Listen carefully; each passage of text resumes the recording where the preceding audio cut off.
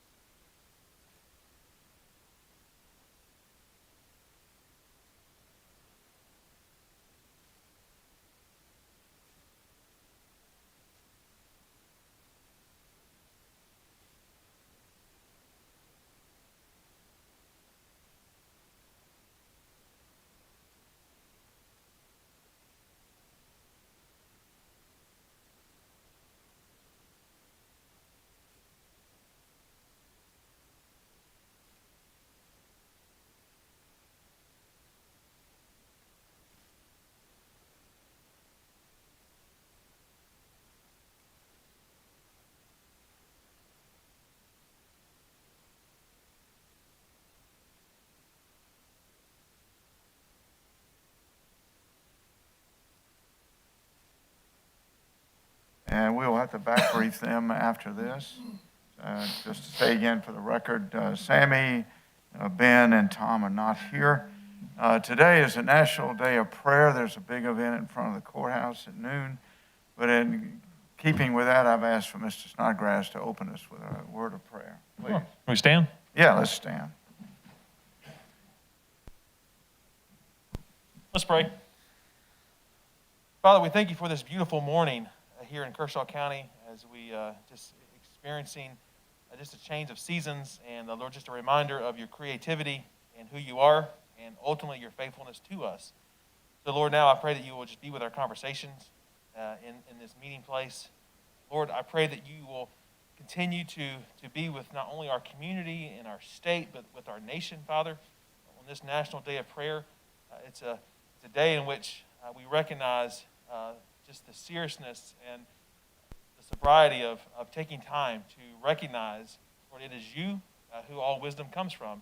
So I pray that we continue to lean on you. We echo the words of King Solomon when, Lord, when he was given an option for anything that he could have, he asked for wisdom. And so, Lord, as a nation, I pray that we always ask for wisdom on how to lead as a state, as a county. Lord, those of us in this room, may our main prayer be, Lord, give us wisdom as we lead our different departments, as ultimately we are lead the citizens of this great county. Lord, continue to be with our troops and those who serve our military, those who wear that American flag on their shoulder, their families. Lord, those who serve locally. Lord, those who wear the uniform of a first responder or a police officer or a fireman. Lord, I pray that you will continue to be with those who do that within our nation.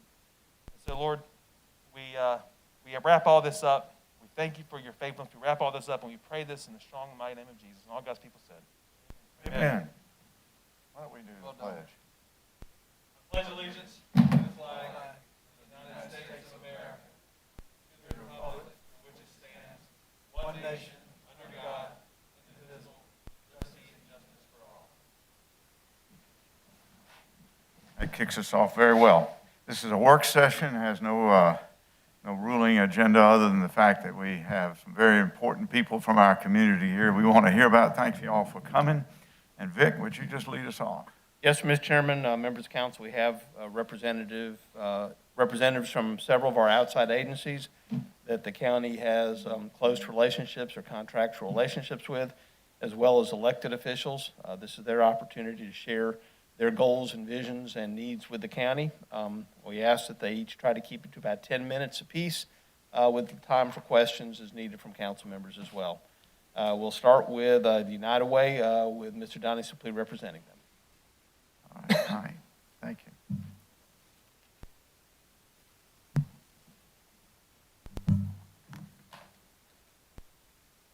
Folks, it's an honor to be with you this morning. Thank you, Donnie. I pledge to not give you too much information, but hopefully just enough. So, Vic, can I give these to you? I think that's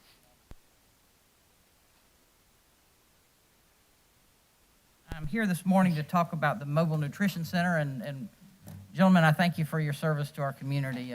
We often talk about volunteers, and certainly y'all are at the top of the list in terms of your hours of investment into our communities, and so I thank you for that. And so briefly, I do want to say a few thank yous. I will pledge to keep it under 10 minutes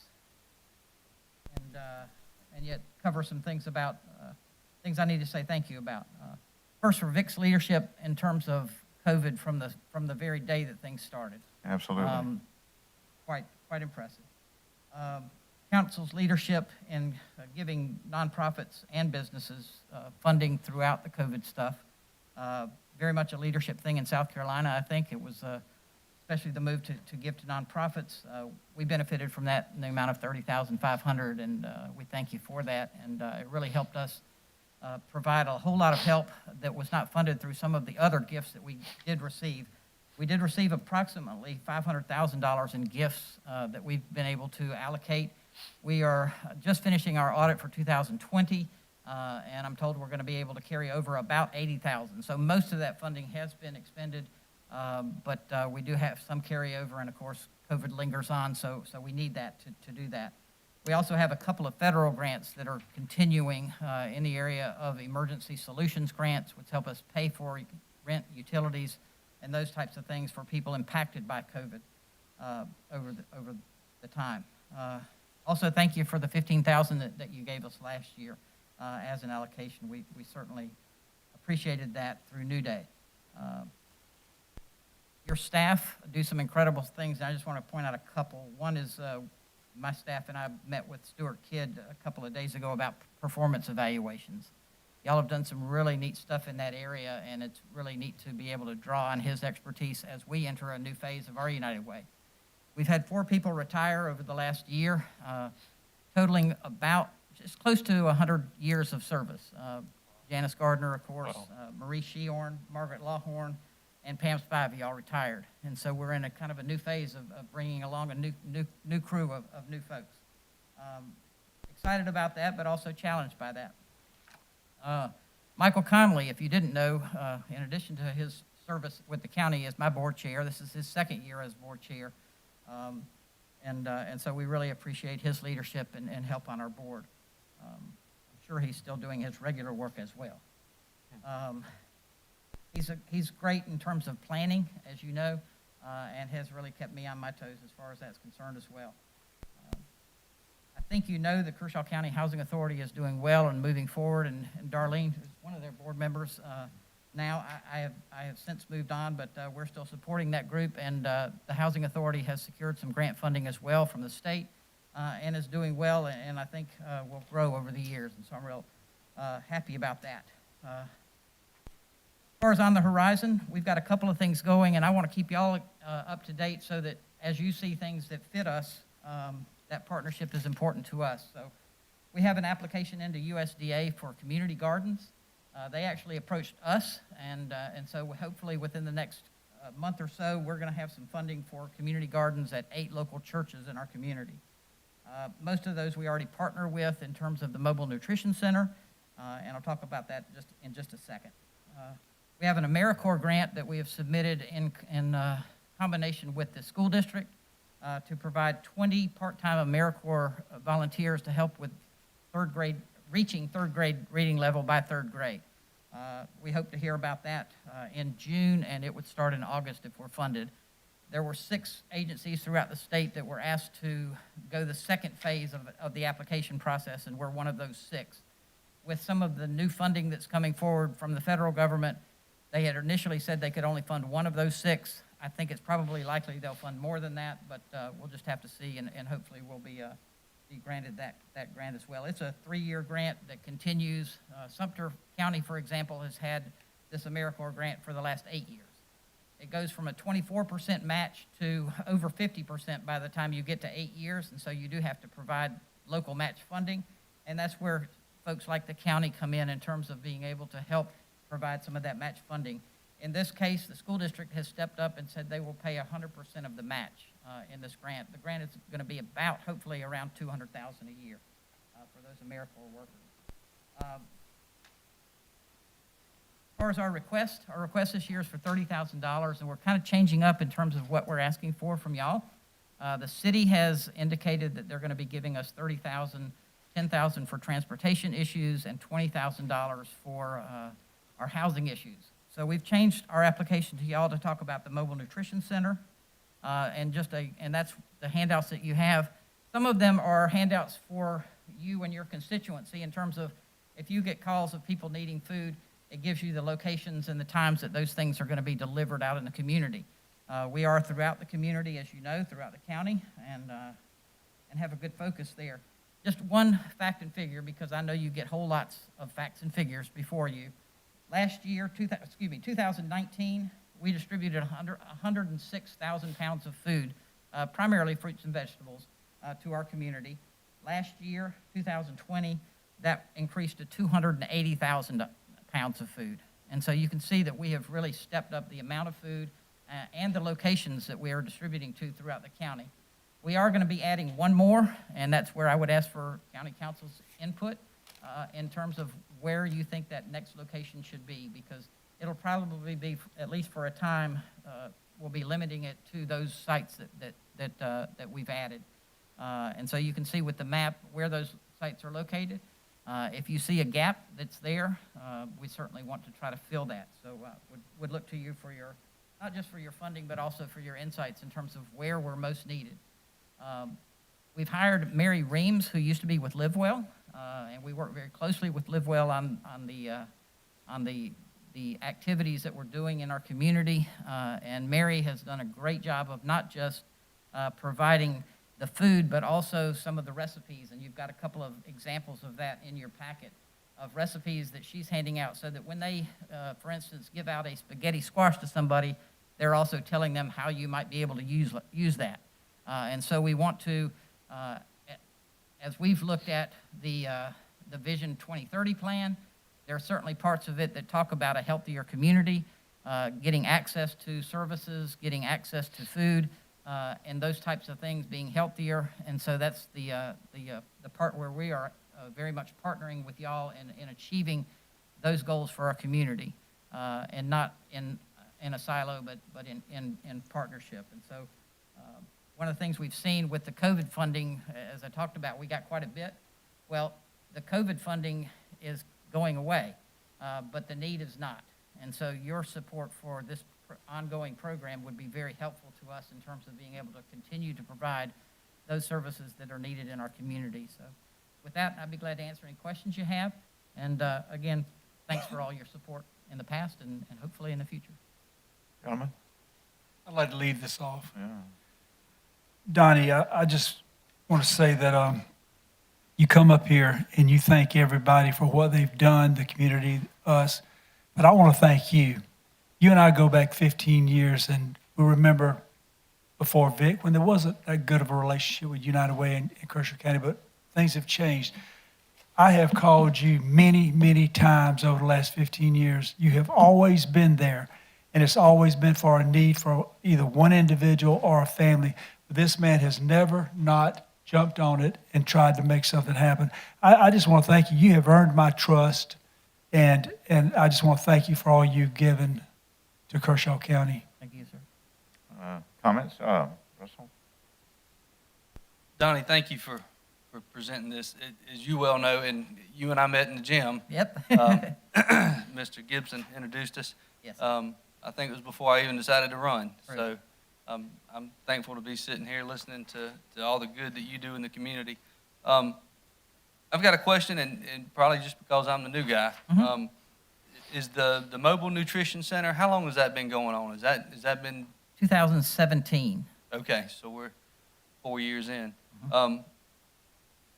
Has there been any new programs started with the COVID relief package that y'all received, or is it just that you guys kind of boosted the amount of food that you were putting out to the community? We boosted the amount. We boosted the number of different sites we have. We added in Elgin.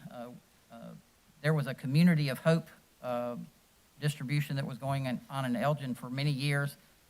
Bill Taffel and his wife had headed it up. Bill has suffered from some health issues, and so he and his wife passed that on to us, and so we now operate that pantry as well out in Elgin.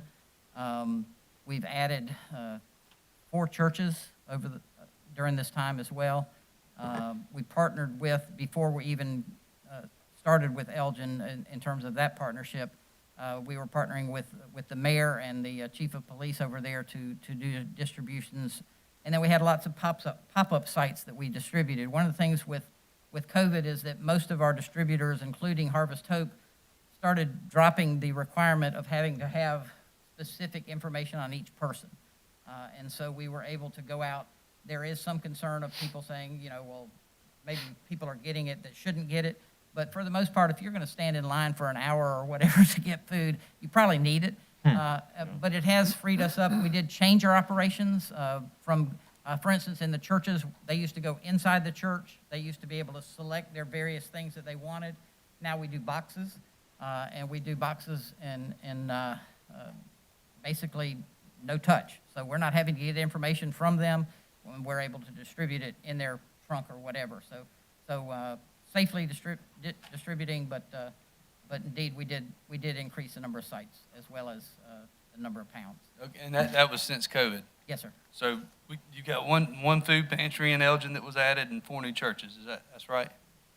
20 churches? No. 4. We added 4 new ones, yes. Right. Okay. Yeah.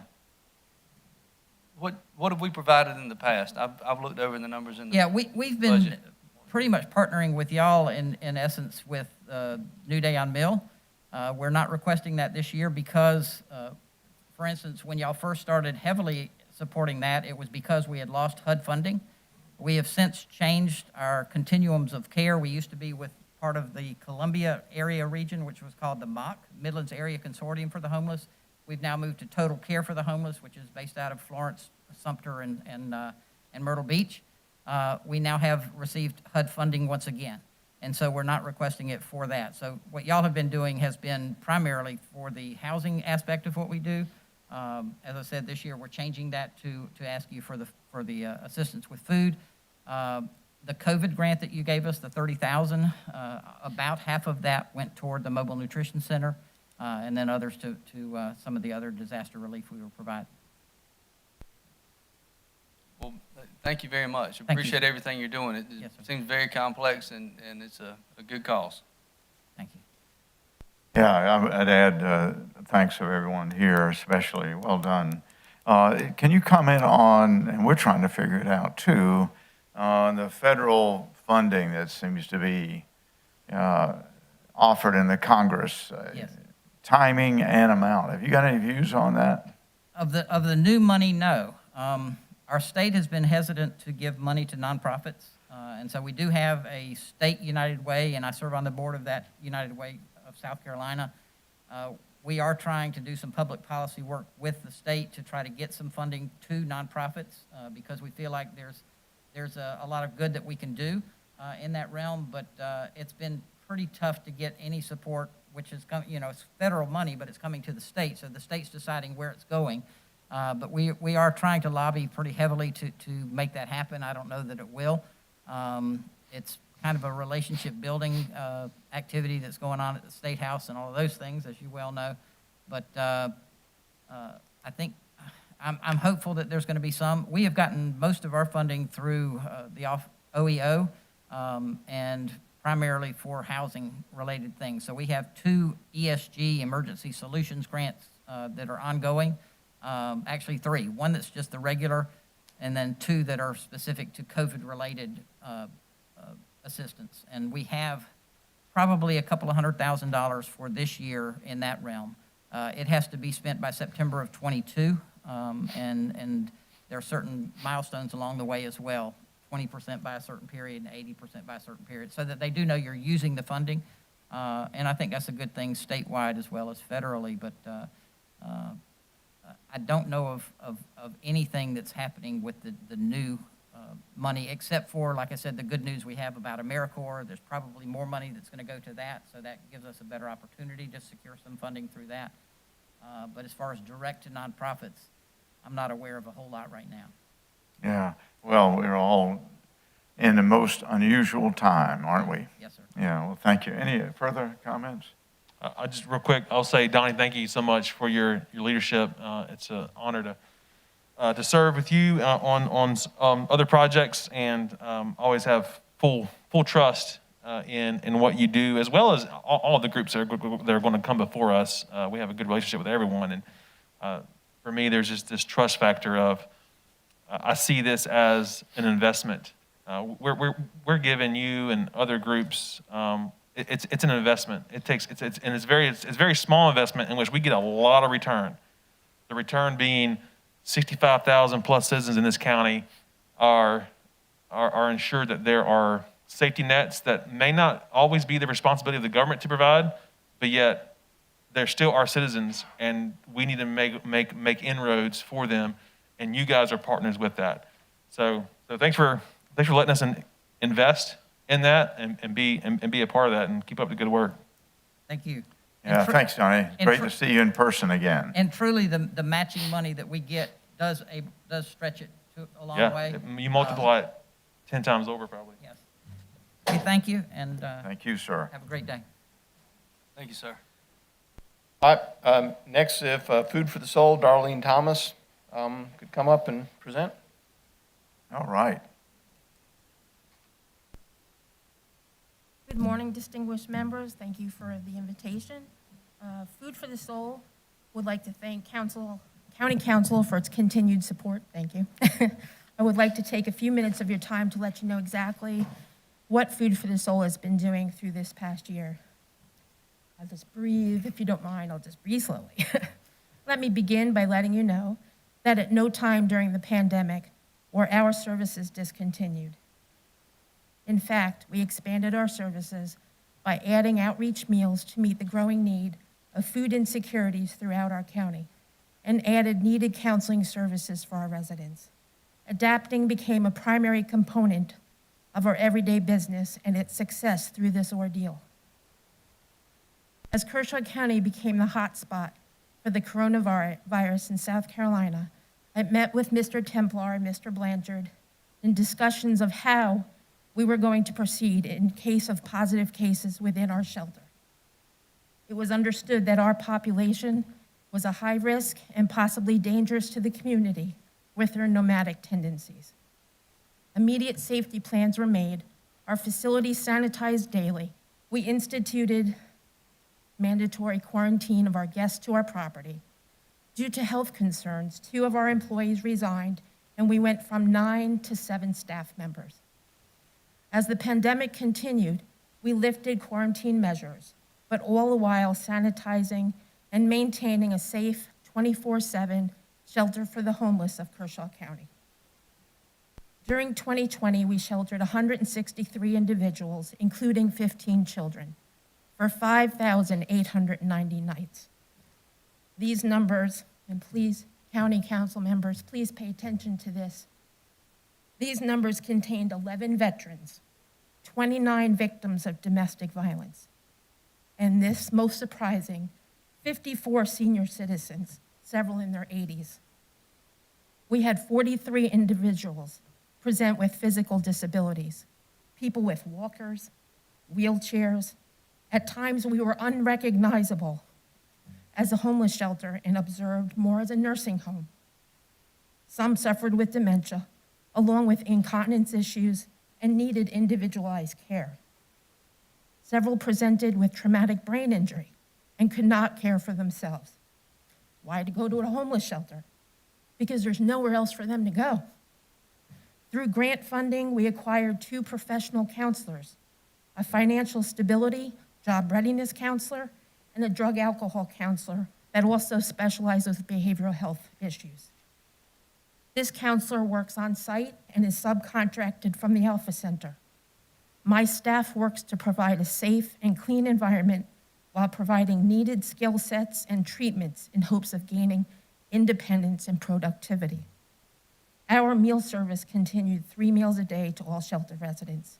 In regard to serving the public, we could not properly social distance crowds of 50 to 80, so we adapted our service to provide hot meals as a takeout option, served directly at the door of Food for the Soul. In addition to this, we deliver hot meals into several areas of the county labeled as food deserts and areas suffering with social inequities.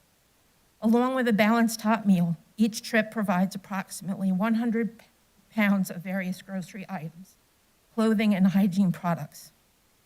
During 2020, we served 44,186 meals to the citizens of Kershaw County and approximately 7 tons of grocery items. I apologize. I have a tremor disorder, so when I get nervous, it affects everything, so I'm so sorry. You're good. Yeah, No, you're nothing to doing great. apologize for. You're doing a great This job. is perfect. These services have been maintained even with the loss of our volunteer base. Not only have we maintained and provided growth of services, but we also extended help to other agencies struggling from the lack of volunteers. Since July of 2020, we have delivered over 6,500 meals to senior citizens in efforts to help the Council on Aging. If I could turn the page. Food for the Soul stands proud to serve the needs of Kershaw County. We thank this council for their continued assistance and give our guarantee if there is a need of food and shelter, Food for the Soul will be there to lend a helping hand. Thank you. Thank you so very much. Comments? I'll kick it off. Mr. Jones? I just want to say thank you for all you do, and I truly mean that from the bottom of my heart. I've personally been involved with you guys. How do y'all work with the United Way? Is there a connection there in some way? Well, I mean, we do send each other if people present to United Way and they can assist them, they'll send them to us. Likewise, we work closely with the staff of New Day on Mill. They run the rapid rehousing program for ESG funding. So if someone presents as homeless, they are eligible for that program, and we put them into a data entry system and work with the staff over at New Day on Mill and see if they can assist with utilities and security payments and so forth with that program. Well, I appreciate what you do. Thank Do you a very good much. job. Thank you. Other comments? Yeah, I'll Sure. comment. Listen, don't worry about being nervous, because I can assure you, for the last 3.5 months, I've been nervous sitting on this side, okay? So I couldn't imagine having to present. But you did a great job, and I can definitely hear in your voice the compassion that you feel for others, Yes, and sir. I share that compassion. Thank I'd you. like to visit with you folks at some point and become a little more oriented with what you do. You know, seeing is believing, and I just, not that I wouldn't believe or don't believe, I'd like to have a look at it myself and see what we can do to help lend a hand. Absolutely. And, You're welcome anytime. okay, Thank thank you you. so much. Thank you. Sure. Darlene, thank you so much for your work and your team that you lead. I'll echo the words that I said about United Way. There's a great trust that we have with our outside agencies, and I see it as an investment. You guys take what little we give you, and you multiply it so many times over for the good and betterment of our citizens. So thank you so much. Thank you very much. And thank you for caring for, honestly, a population that they're not people lining up at the door to help. And so we thank you for leading that way. Thank you. Mr. Chair, quick Yeah, sure. question. I may have missed this. How much are y'all asking for? 20,000. 20,000. Yes, sir. Thank you so much. Thank you. Hold on a second. You have a terrific fundraiser this past weekend. Yes, You want sir. to just brag a little bit about that? Yes, sir. So we had 130 cars show up, well over 200 people in present. They had a terrific time. The feedback that we received was excellent. They enjoyed your park very much. So thank you. We were glad to be, I believe, the first event that happened in that park to kick off there. And people are looking forward to what's coming in the future. So Yeah, thank that you was very much. a fine use of Veterans Park. Yes, sir. Also, I think we should all recognize what we as a county are, and it's a county of volunteers. And you have a great board of volunteers, and so does Mr. Suplee, don't you, Donnie? And in absentia, I want to just thank them all. We can't run this county without volunteers, whether it's umpires and coaches at Little League or running such vital things as you do for the homeless, New Day on Mill, and Donnie, I know, would agree that we send our thanks to all the volunteers. Thank you, Mr. Jones. Quick question. Going back to the event, how much did y'all make on that event? Not all the bills have come in, but we're thinking it's going to be about 8,500. Not a Right. tremendous amount, but That is a it's more tremendous than what amount. we had. Yeah, that's very good. Thank Yes. you. Yeah, it was a lot of fun. Y'all should have been there. It was really great. Thank you, ma'am. Appreciate it. Congratulations, thank you. Yeah. Also, members of Thank you. council, would like to remind you that Food for the Soul is our designated homeless and emergency shelter as well. So when we have a crisis in the community, we turn to them first as a method of providing shelter for people who need it. So we have Yeah, a very close relationship with them in our emergency response. For Russell, we use it during hurricanes, the tornadoes, floods. I've often found the opportunity to call them and ask them to take on a homeless person from here or there. It's an amazing, caring organization, just like the United Way. We're very proud of both organizations. All right, Vic? Next up, we have our Humane Society with Jamie Woodington, the board president, here to present. Hey. All right. introduce myself. My name is Jamie Woodington.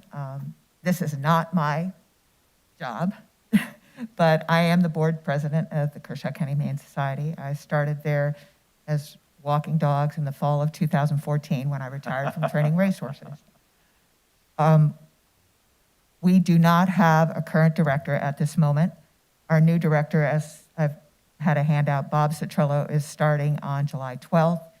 He is coming from 7 years of experience running and managing the municipal shelter in Chattanooga, Tennessee, which this is a much smaller jurisdiction. He'll be tremendous at doing what we need done. He knows about municipal shelters.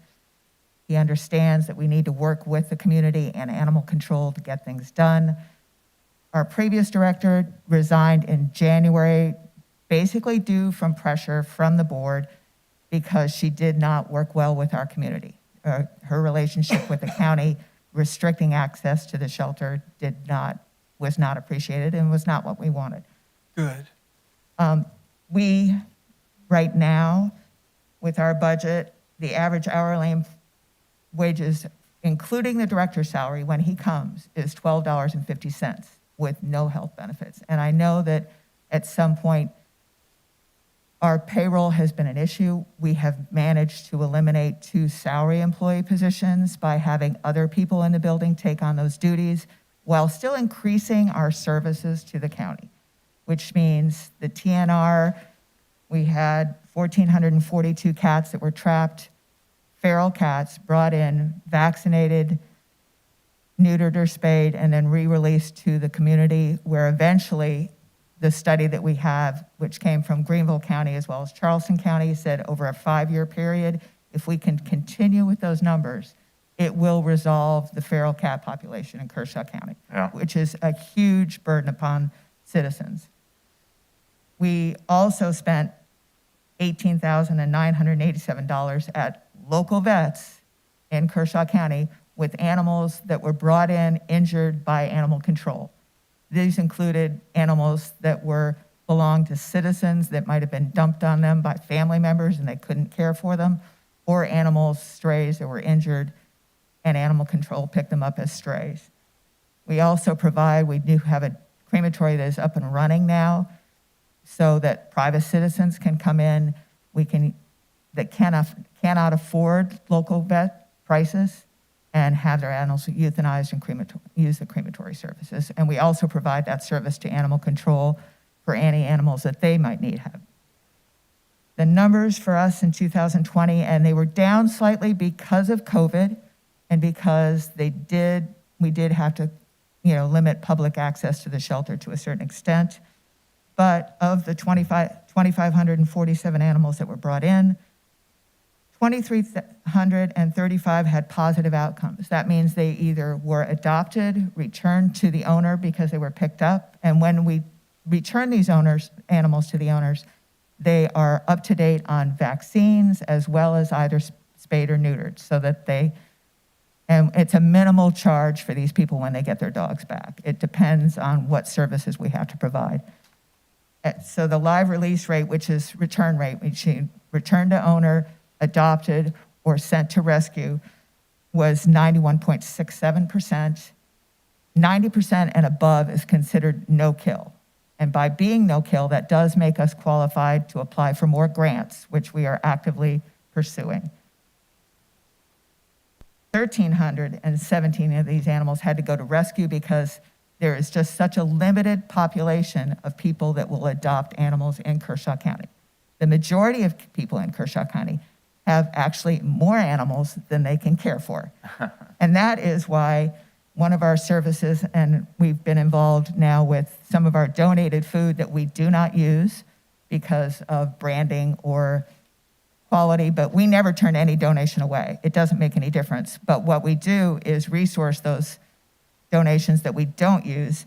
And actually, Mary Reams has come and picked up several loads, and I've dropped off several loads for the Mobile Nutrition Center.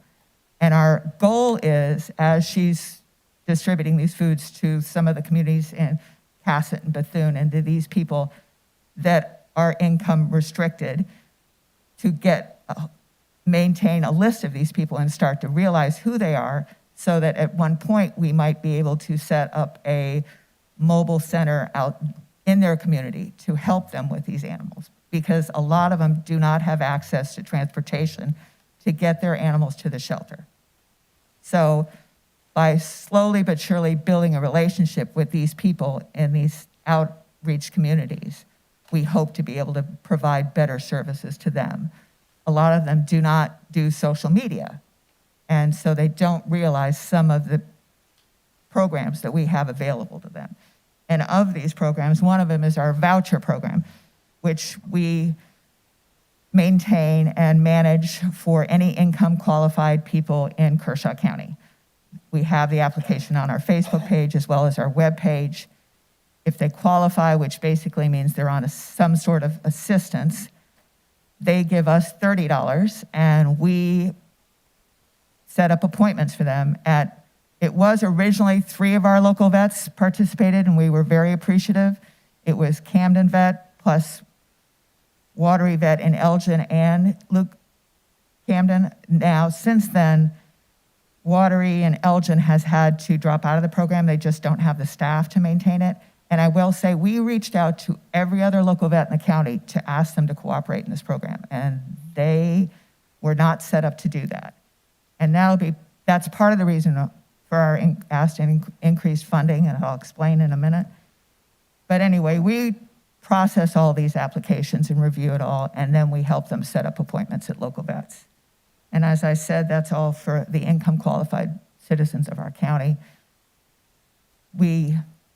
Part of our reason for asking for additional funds is that the average support from government for municipal funded shelters, or partially even municipal funded shelters, the national average is $8. What we're receiving right now is $4.13 based on the 2019 population. If we asked for an increase based on the current population of Kershaw County, it would be $33,736. We would use that money to have more veterinary services in our building. We have the surgery set up. We have techs that we pay hourly that are underneath, that average salary. And we would provide services to these people that are income qualified in the community to have these animals spayed and neutered. The local veterinaries are not equipped to handle this many people. And the only way we're ever going to resolve the problem of overpopulation, needing animal control to do what they do, which is crawl underneath buildings to get dogs that are vicious and loading up 30 cats that nobody wants to take care of. The only way we're ever going to start to resolve that situation without having laws or something like that would control this is by spay and neuter.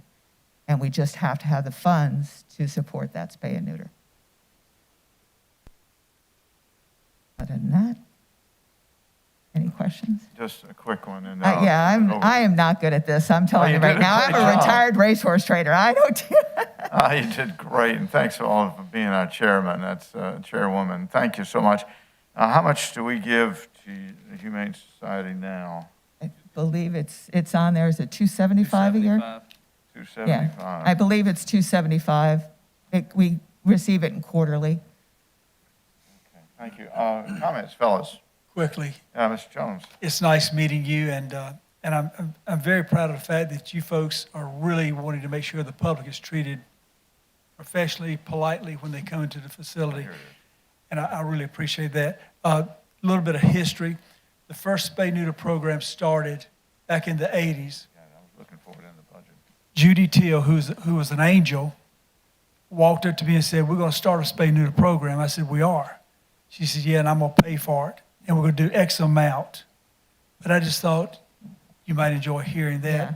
I was a friend of Judy's. That's how between Judy and Sue Sensor, that's how I ended up in this And spot. Sue Sense is another angel, no question about it. I mean, they put their money where their heart is. And Judy always said that was one thing that gave her joy, was helping the animals. And I just want to thank you for all you do, because Thank you. I know the job y'all have to go through there.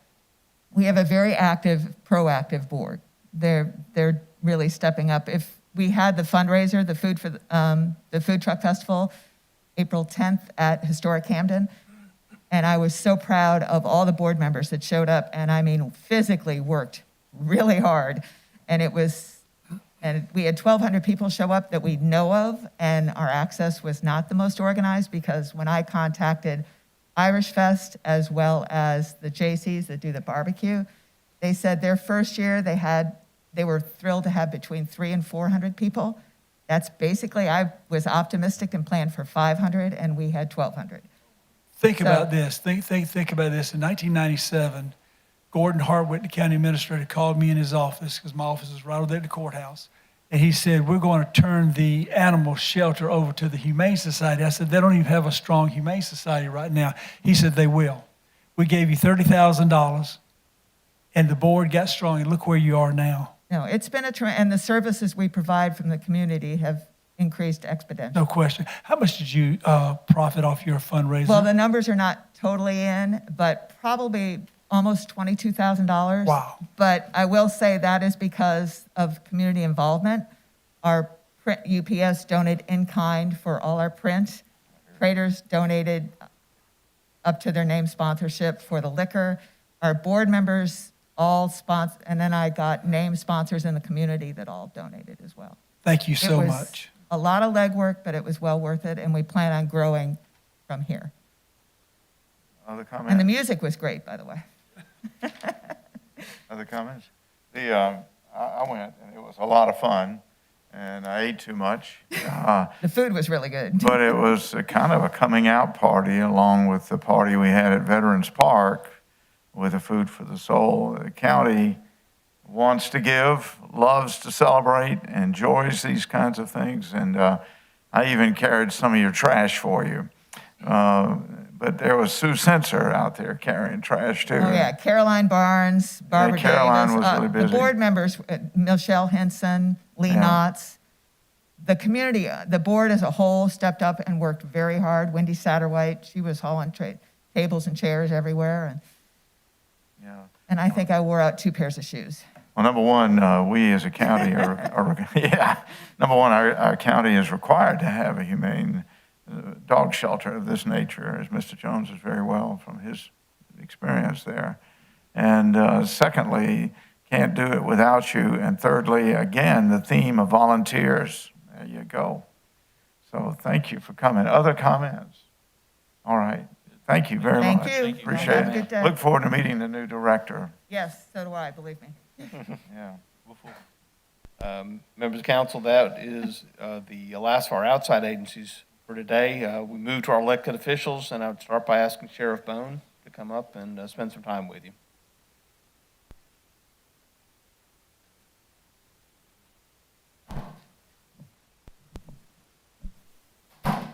I'm going to start out by, pointing out the elephant in the room. We all know the current climate in law enforcement. Unfortunately, right now, law enforcement's held to the highest level of accountability I've ever seen in my 28-year career in law enforcement. However, our criminals are held to the lowest I've ever seen in my 28 years in law enforcement. Sad situation we're in. Fortunately, it's always a great day to be in Kershaw County. There you go. We got the best citizens in Kershaw County. They really support our guys and really look out for them. I think our guys are glad to work for such a caring community. Not the same throughout the United States. Not the same as we have it here in Kershaw County. Not that I feel guilty. We got it better than other places, but I'll take that any day. We don't want to get behind on this. We want to keep our law enforcement, keep our sheriff's office up to the level we're at right now, and we want to keep our citizens happy with us the way they are now. I'm in a position now where I'm expected to hire pretty much perfection for $38,000 a year. And we've been pretty much doing it, doing the best we can for it.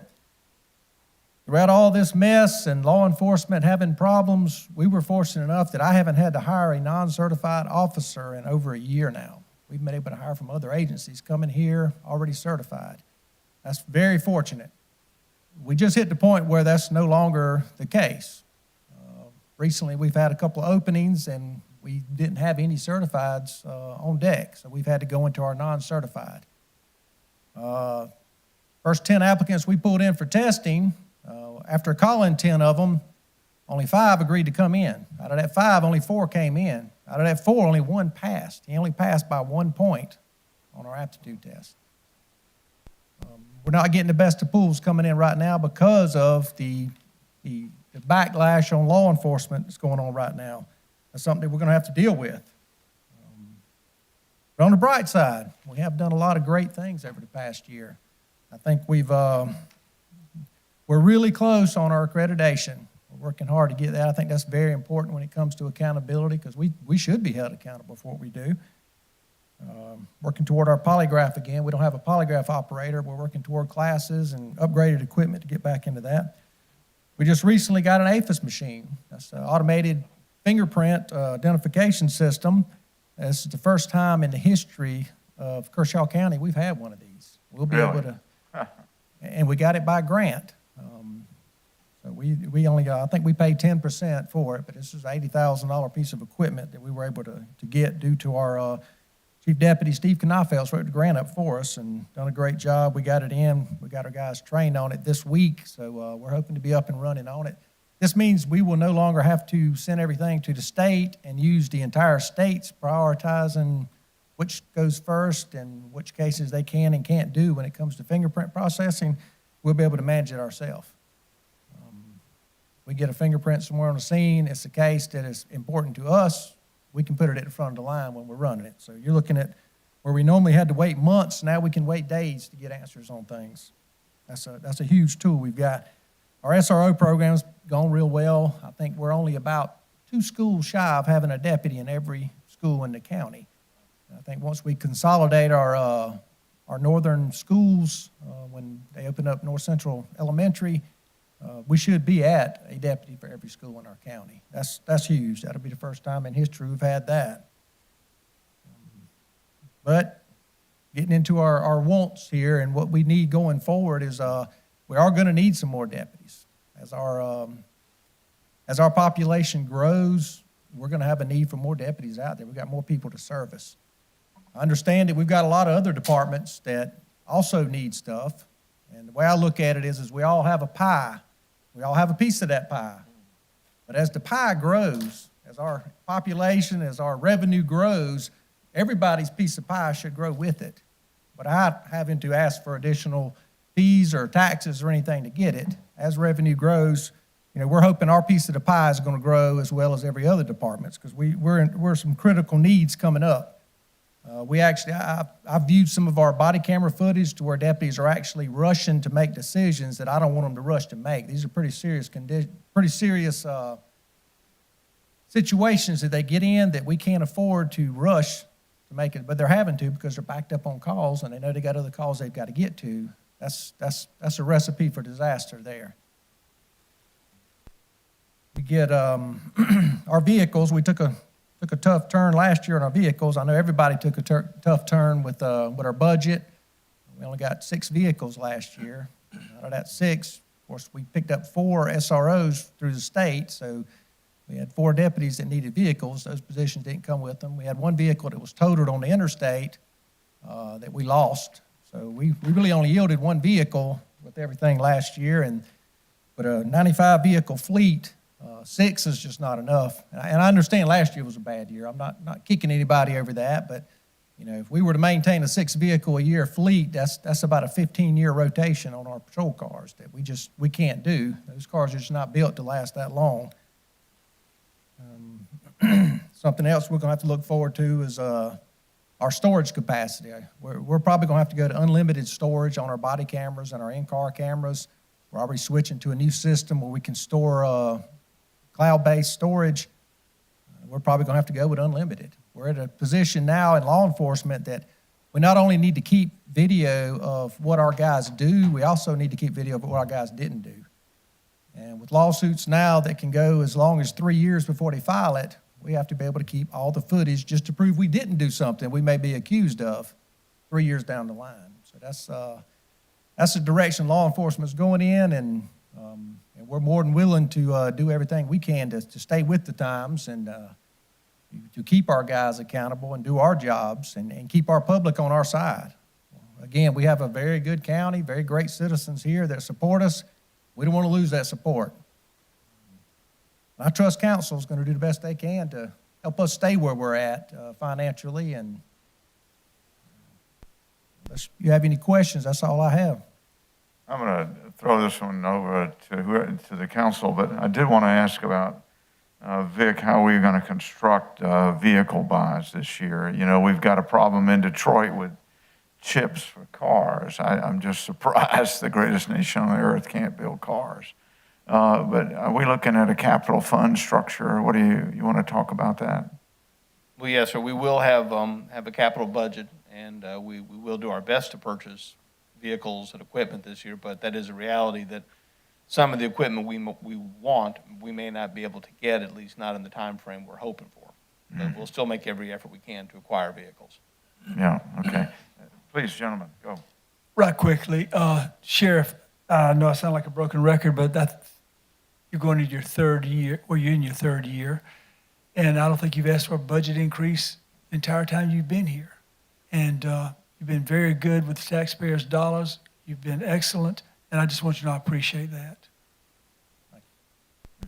Comments, gentlemen? Yeah, I got a book of notes. That was good. That was good, Sheriff. Thank you. That was well presented. Appreciate it. So I'm gonna run through my notes if that's okay. If our starting salary is $38,000 a year, is that right? Yes. And you're starting to struggle to make new hires. Is that what I'm hearing? Yes, it is the climate. It's not just a salary. I think our salary is competitive with what the market currently is. I mean, yeah, everybody's always going to want more salary, and more salary can help. But I think we're pretty competitive. What I've been pushing on, and you know, Vic and Danny's been very supportive on it, is I'm more concerned about retention than recruiting. I think I can hire a deputy at $38,000 a year. I just want to be able to make sure we can get his salary up as he gains and offers more to the team, as he gets more experience, education, schools and stuff, that we have that flexibility to move them up. Because I want to retain the good guys we got more Right. than I want to, you know, push a starting salary up to recruit. Is there a scale? I don't know how it works in law enforcement, but as they make rank, do they Yes. have increases now? They do, and we've been able to add extra rank in our patrol shifts. Like So as they're here for a while, they've had the opportunity to move up. Okay. How do we compare to Richland County, which would probably be our largest competitor? They just went up, from what I'm being told, they just went up to 41.5 starting. Okay. But I think Sumter actually used our pay scale. I think they just used our pay scale to bump theirs up. We're chasing one another. Yeah. I think we're in the ballpark. I think as far as starting salary, you know, my point's not so much that we need to race to try to throw a bunch of money at starting salary to recruit people. But the retention. The retention's what I'm more concerned about. As long as we got that flexibility to retain the good guys that we have, I'm more concerned. How much do you have currently? I mean, do you currently have flexibility to give a raise when you see fit? Well, no, we don't have that. I mean, but as far as promotions, we've been able to add, as we move positions around, I'll shift them based off of what the department needs and what we have available to us at the time. So I may shift a higher paying position and create a lower paying position, take the difference in that salary to add somewhere else. Okay. But it's kind of a shell game sometimes to move around, but we do have some flexibility, and that's do the best we can to work with it. Well, I can sympathize with you with the situation of hiring people in today's climate. Everywhere you look, I'm going to take this opportunity to point out the fact that our federal government's funding people to be able to stay at home. And I've reached out to Congressman Norman. It's killing us in private business. It's hurting you. It's hurting every small business and every large business in this country, because everywhere I was at Lowe's, now hiring. I drove past Taco Bell, now hiring. We're having a hard time getting people to come to work, and it's frustrating. We want to see this country succeed, and we want to keep pushing forward, but we want to do it the way that this country was founded, and that's by working. So Well said, Russell. and maybe some of what I just said is just some of my frustration, but I know you share that frustration. It's not just the sheriff's department. I hear you and I feel you 100%. It's very frustrating. But moving on with your needs and concerns, congrats on the fingerprint. That's cool, fingerprint machine. SROs, something that's been on my mind, and I'd like for the school board to hear this. Lugoff Elgin School, the high school, is getting too big. At some point, you're going to need more than one SRO at Lugoff Elgin. I think is it, 1,600 children there? Pretty big school. And our community in Lugoff is maybe, Jimmy and I, and Ben as well, represent West Wateree. And so does Mr. Tucker, Mr. Tucker as well. and so does Mr. Burns. You represent the entire county, sir. We represent Thank you. everybody, I also Russell. have property there. I represent the whole county, Russell. Yeah. Yeah, I do too. I represent. Okay, Go Just right ahead, messing with you, Russell. man. Thank you. I'm pulling a Jimmy. Hey, you guys sound like Jimmy Jones I know, I'm today. pulling a Jimmy over here. I'm going to sound like Jimmy. Since I had the floor, allow me to finish. Lugoff Elgin High School cannot become so large that the teachers cannot teach. It cannot become so large that the students get lost in the shuffle of a mega school. We now need to look at a school in Elgin within the next 10 years. And I don't have really a good form of communicating other than when we're in a public forum here. But I want that to be heard by whoever needs to hear it. There needs to be a high school in Elgin. There needs to be a high school in Lugoff. I know there's needs ahead of that. I'm hearing that now, that there's, I think, a middle school need, a elementary school need. But, where does that leave us in 10 years? It leaves us with a situation in which there is going to be a larger high school, too large for Lugoff. And we enjoy our small community, and we want to keep it that way. We don't want to become just a mega site, a mega site school. So I don't know, once you get 2,000 students in Lugoff Elgin High School, are you going to be able to operate with one SRO? As everything else, I work with what I got, what I have within my budget. Yeah, I would like to have 2, 3, or more at one school, but I have to shuffle around resources, do the best I can with what I've got. We're working with the school district on because they are footing part of the bill on our SROs, so I really can't do a whole lot without sitting down with them. But I agree with you, and at one time we did have 2 at the high school. Well, and as it grows, more will be needed unless we can divide and conquer. Have you seen funding increase as our population has grown in your budget?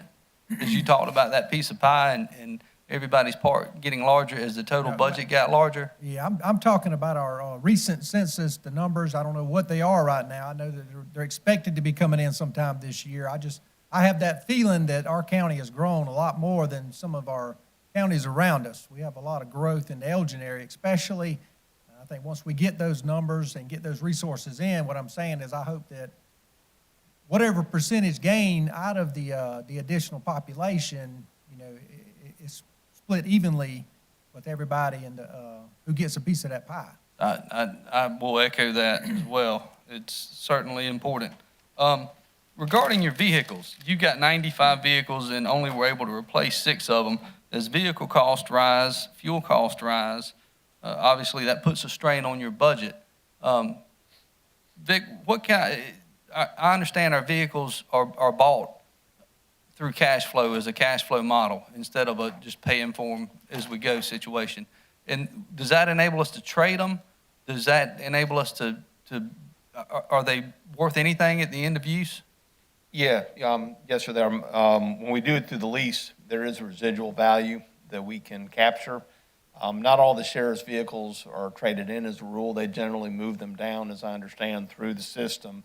So the ones that are finally gotten rid of are not the ones that come off lease. The ones that come off lease go to, courthouse or go to SROs or what have you. And so the ones that finally drop off the bottom have probably, have relatively little value left to them. So is they that, use them up. They use them very well. They don't use them 3 years and then trade them in. as that lease expires, we have room in our cash flow to buy another vehicle, is that right? Yes. Okay, so you ought to be able to trade, how is that amortized? How is that lease amortized, or that purchase lease amortized? They're 4-year leases. Okay, And so every fourth year, we pay off one, and then we start a new one. So we've averaged with the sheriff between 6 and 9 cars a year, 6 low, 9 high. I think we had 10 one year. so how many schedules do we have? If we've got 95 cars and we're doing 9 a year, we're on like a 10-year schedule, how's that work? Well, the sheriff also is able to occasionally buy vehicles through his drug seizure funds and grants that he gets. So he's been able to supplement some of those vehicles as well. So some years he may end up with 12 vehicles or more based on other sources of money that come in. So it's not completely dependent on the money the county puts into buying vehicles. Okay, I hadn't looked into all those details, but it sounds like every 3 years you ought to be able to get a new fleet, almost. I don't know if it's a fleet of 20 or a fleet of 30 they're running as a cash flow model, but as that lease expires, you ought to be able to replace them and hold steady on that budget, other than the fact that the cost of the lease may have increased, and that could hurt you some. Well, we also have to buy vehicles for other departments, and some of those departments, of course, the vehicle can cost $700,000. Right. So one $700,000 vehicle can be the equivalent of, 15 sheriff's vehicles. Right. And so that also moderates what we're able to do in any given year. Okay. All right. Well, I'm trying to understand how it works. What's the unlimited cloud-based video storage going to cost? Is that you're going to put a strain on things? Well, we're transitioning. As we get new vehicles, we're putting our new Axon cameras in the in-car videos. Excuse me, they pair up with our body cameras so you can actually store the data from both in it at the same time. You store the data in it at the same time, so we're getting body camera footage and dash camera footage saved on the same. Of course, it's more data because the in-car video also has a back seat camera also. So you're looking at 2 more camera angles that we're getting, as well as the body camera being stored. But once we get all the vehicles that we need, these new cameras in, and we're gradually getting them as we get the new vehicles in, we estimate it's going to be probably about $60,000 a year just for the in-car video unlimited storage for all the cars we're going to need once we get to that point. It's a gradual process. And right now we are utilizing some of the free cameras that the state give us. It doesn't have the data storage the same way, and I think they're actually switching to the ones we're going to also. So we're gonna try to get the last penny we can out of what we were given before we start purchasing other ones. But as we buy new vehicles, that's probably just going to be added to the cost of the vehicle. New, Do we have a revolving cost now on any kind of storage? yes, we do on the body cameras. The body cameras we have stored, I'm not sure the exact cost of the body camera storage, but we already have that in our budget. That's already covered there, and we have body cameras for pretty much all of our guys. We have very few people that don't have body cameras now. Okay, so the difference will be whatever between 60,000 and what do we pay now? That'll be your need. Thank you, sir. Other comments? Surely. Sheriff, thanks for what you do. Appreciate you and you got in your department. As far as the body cam footage, I'm assuming we've kind of explored kind of doing with our own IT in-house, maybe creating a server farm that would house all that. And I would imagine it's proprietary. If you buy the camera, they want you to buy their cloud service. That was the first thing I looked into. I was actually part of the process in picking out the cameras at police department in Camden. We went with the Axon because this is more used throughout our judicial circuit here with Richland County. Right. They use them. We're using them. Camden uses them. And it's a real good camera, the one we've got. I looked at in-house storage too because I want to be in control of my data. Right. But the cost and to me, it's mostly responsibility. Because if anything happens and any of my in-house video gets destroyed, lost or something, Right. I can't explain why. Now, if we're hiring somebody and they're keeping it, and they got triple redundancy, there's 3 different locations they're storing all of our data at. If they lose it for any reason, I got somebody to blame why we don't have it. And they're out of the picture altogether. They don't have a dog in the fight if we ever have that Right. real important piece of data. So and our IT's always been big on, outsourcing stuff like this, and Was it in a situation where the solicitor's office has access to, like, to They- get it? So they do. it doesn't have to yeah, they do. bother you about trying to Exactly. Okay. They'll have access to everything we have, as well as our defense. computer system we're working on right now. We're working on giving them access, but the computers they use at Richland, we can't put a Kershaw program on it. They use a different reporting system, but we're trying to give them access to where they don't even need to ask us for anything. They can go right into our reports, because we got no reason to hide anything from our solicitor's office. Everything we have, they don't need to file a FOIA for it. We can hand them anything we have, and that's what we're working toward. Is and I noticed with them they've purchased but they've just stood up a full-time digital evidence custodian, and that was what you would have to do also, which is going to cost more than $60,000 a year to hire somebody just to maintain that data storage. So you're looking at paying that just in that, or more than that, just in hiring another person. But this system, once we got our body cameras and in-car cameras on the same system, I mean, I could access them from my phone. I could literally go into their evidence.com system and look it up, and it shows who looks at it. It makes a log of who looks at that That's video, good. and I can email you the video where you can look at it. And there's different ways I can email it to you to where you can download it, or you can not download it, and you only have it available to you for a certain period of time. And it's just, it's a very efficient program. I don't think we could duplicate it or come anywhere near Right, I didn't duplicating think it. so. But, It's crazy. We're in an age where we have digital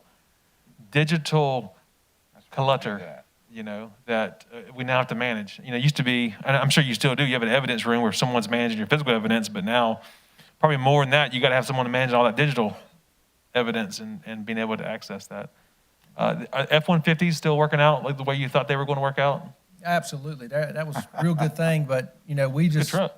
we don't want to. And then like you were talking about with the resale on these vehicles, pickup trucks. If you do the study, you're going to get a whole lot more resale on a pickup truck at the Right. tail end, more than enough to make up for any extra expense for a truck. But we just we don't have a need for trucks everywhere on the road. The SUV is kind of where we're going, which also has a lot higher resale than the sedans do. So Are you going, Right. you look at that new Explorer or the Tahoe frame?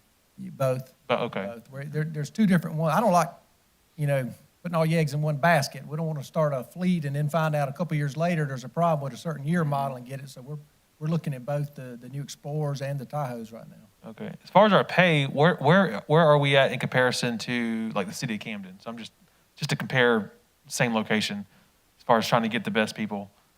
They have I don't think they have a set starting salary there. It's kind of based off of the person and how they Okay. want to start the salary up. So I think we're probably a little more than they are. Okay. But if you said we're 38-ish? 38 starting. Yeah, and what's a starting for a trooper these days at 46? Yeah, they're So- up there. Okay, so I'm just thinking, you got someone local, you got 3 departments that they possibly could apply for, so it sounds like we're at least competitive, I'm not saying that you don't need more. I'm certainly, I think we got the starting But salary to get somebody I'm here. saying you've done a good job of getting us to where I think our starting salary is. Well, I think our citizens have done a good job Yeah. of supporting the guys, and I think people Right. feel better coming to work for a community like this. Right, So our citizens helped us out on recruiting. Sure. Definitely give them credit for that. Thanks, man. Appreciate it. Other comments? Absolutely appreciate what your team has done during this COVID environment, Sheriff. An amazing achievement by the whole justice system in our county. And I know it's been frustrating. You've shown a lot of leadership, sir. I thank you for that. Thank you. Thank you, sir. Thank you. Well, I think Danny said he wants to come back and run the polygraph on the side. Okay, Vic, go ahead. Moving on, our county auditor, Mr. Arledge. All right, Dennis. One, two, three. Good morning, council members, administration. We too serve the whole county. And we're elected to do that, service them and represent them. The auditor's budget is, over the years, has kind of remained fairly constant. We have, I'll give you a little brief update over what we have worked in partnership with the treasurer's office this year. Automobile taxes, if you don't pay those, you don't get your sticker. Real estate, if you fail to pay the taxes, Jill sells it at the auction. But we've got what is called business personals, which is furniture, fixtures, and equipment, and we've got no cloud over that. There's no skin in the game that we can go after. And so the treasurer and myself, we ran an audit end of last year, and over a 10-year period, we had almost 2,000 businesses that had failed to pay their business personals, anywhere from a 10-year to maybe just 2 years. Some of that needed to be cleaned up. Those businesses had closed, but they had never filed their paperwork. But we just had a huge stack. And we implemented an amnesty program to where they could come in, settle up with us. We'd waive the fees, the cost, and get them back to where they're paying each year. And that's worked really well. And Jill's staff and my staff worked extremely hard to get there. We probably have either edited off or either collected almost 50% of that. And when I say collected, I mean several of them owed $25,000, $30,000 that we have worked that part out. The ones that didn't come back and take us to where we could work with them in the future, we've turned those over to a collection agency, and that's working fairly well. We're getting in people coming now to us realizing we meant business on that. So part of what we're trying to do, and we get ready to do something similar to that on boats and motors. Our staff has taken on that responsibility. It's added extra time to them, and most of the people that they're dealing with are not the most pleasant, having to go back over anywhere all the way up to a 10-year period to settle their debts. With that, administration and finance was kind enough to allow me to hire what we call a part-time temporary position. 3 days a week, the heavy days, she works just the front counter, and it has made the back office part, like Chairman Ford has said, making the sausage. That part is, we have now really flowing a whole lot better. Yeah, it is. And now we understood that that position was just temporary. And in my budget, I'm requesting that to extend for 21 and 22 as a part-time temporary, same hours. I think it will speed up for the customers or citizens that come in and don't have to wait in line as often. And most of y'all have been in our office, and it's up and down, up and down. So now we've got them sitting at the counter, similar to the treasurer's office, and we have been able to speed up the wait time. Part of that wait time that I'm dealing with currently is printers. Those printers, from what I understand, some of them either came from the treasurer's office at a point, some came from the courthouse. They're still working, but they are so slow. I watch, and they're just sitting there waiting for this thing to print, the receipt. We even took the printer out of my office and put it up front. So if I print something, I got to walk out there and get it and come back, but I'm trying to speed the line up front. As far as overall within the budget, I don't want to tell you about one good hire. I mean, we're not, I got a great staff. I'm telling you. They are, I brag on them all the time. They handle diversity with the client base, but I mean, they work with veterans, elderly, people that sometimes are not the brightest in the world, that's got the biggest mess with the DMV you have ever seen. And these ladies hold their hands and they take good care of them. and walk them through the process. And the starting salary, by the way, within our office is anywhere around $21,000 to $23,000 a year. So hiring really good staff is difficult. But we've been lucky, and I've got a good group.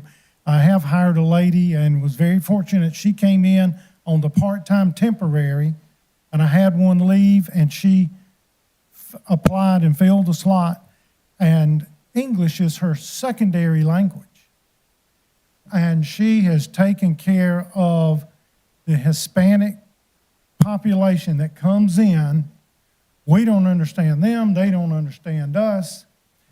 And she has taken that, and we have cleaned up errors and difficult situations. So, again, finance and administration has been very good on giving us some leeway and being able to fit the right people within our office. As you can see on my budget, along with the part-time temporary position, I am asking that we give consideration to staffing on that salary range.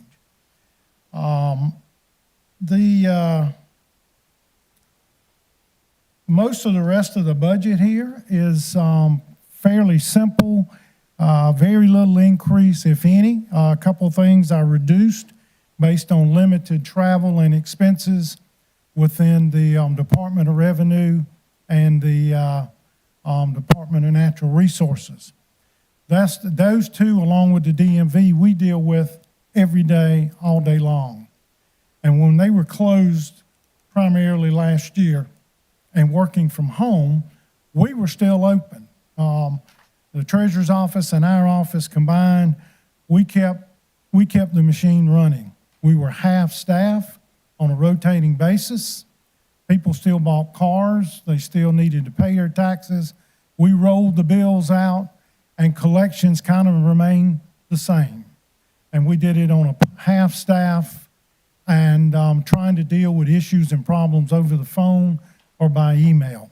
And once we got the doors back open and got the front control to where we knew people coming in didn't have a fever and the symptoms, we were able to pick up speed, but we were still remained on a delayed schedule with the Department of Natural Resources, the DMV, and the Department of Revenue.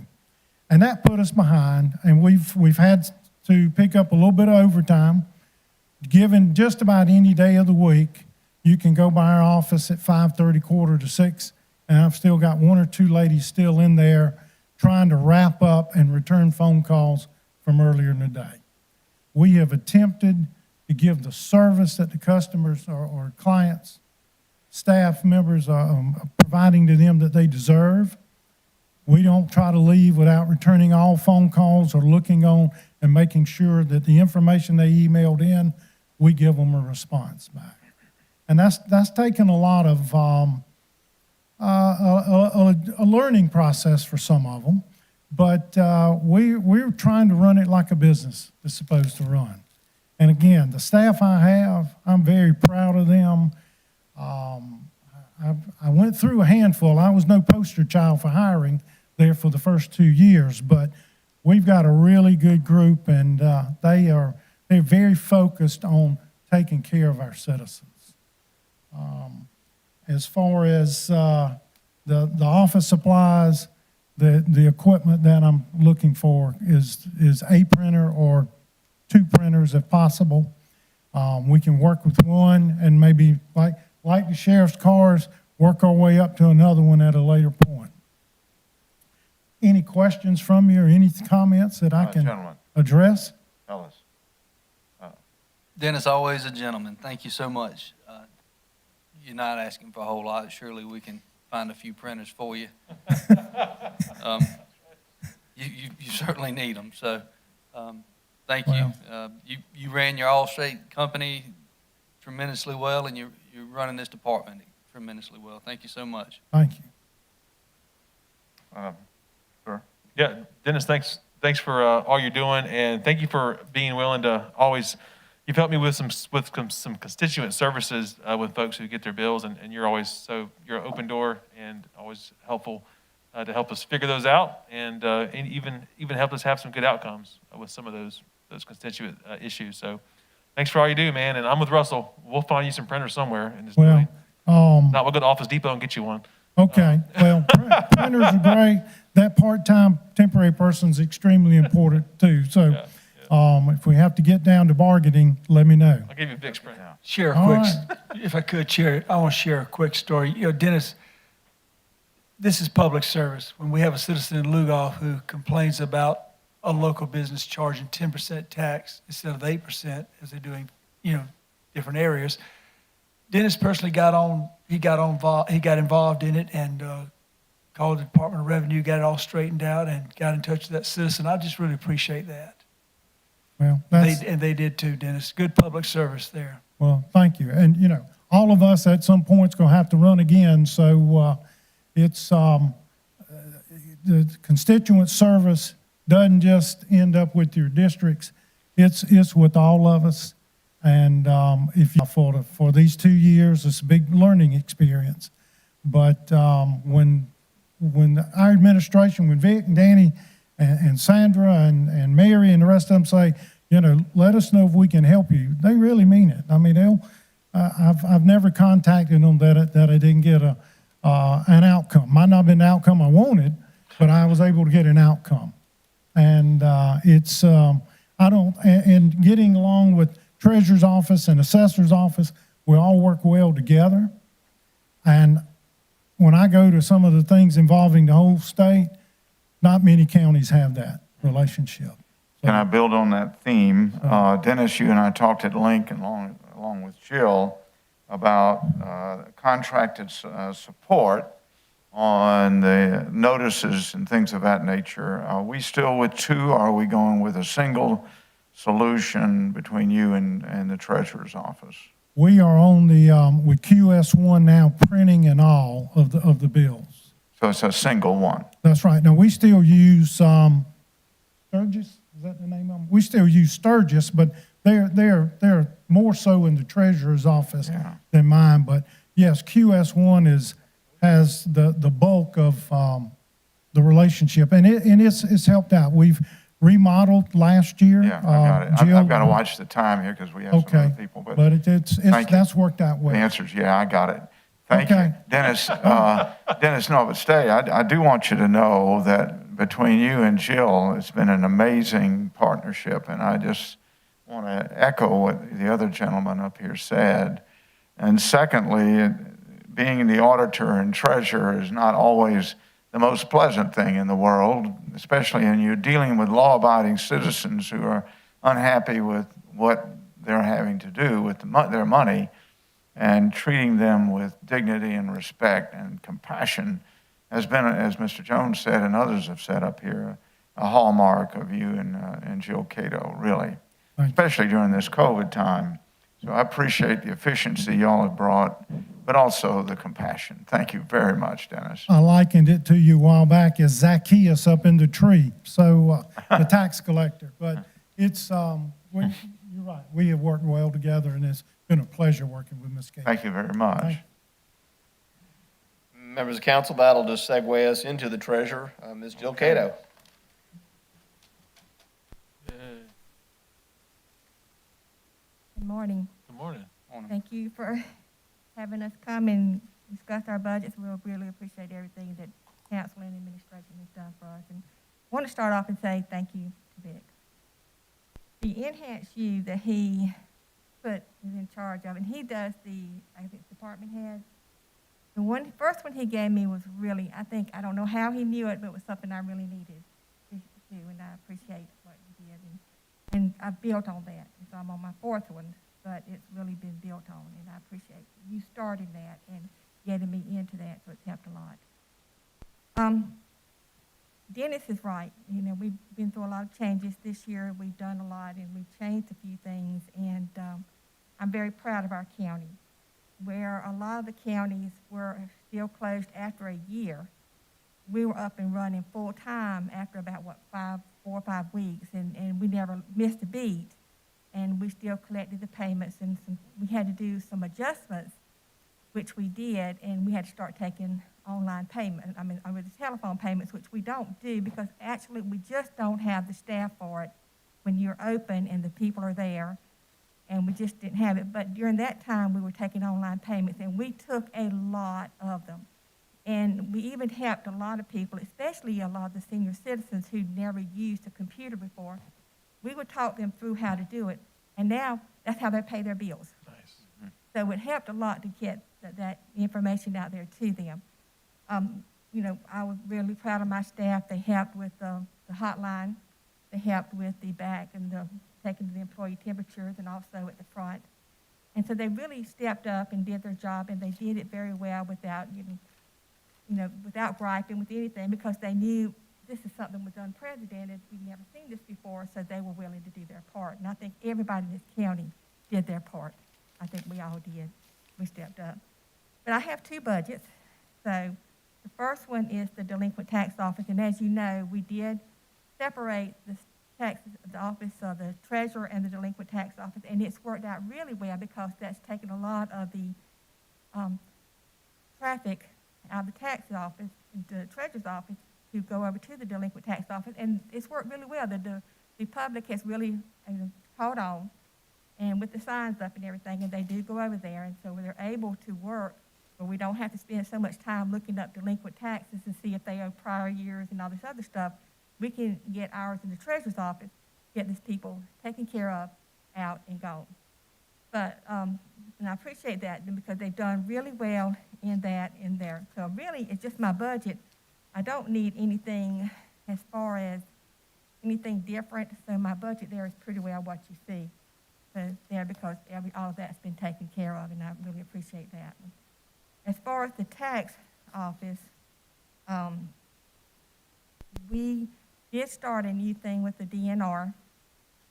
We do not bill boats and motors with real estate. They are dealt with the same way that vehicles are. So you have them every month now.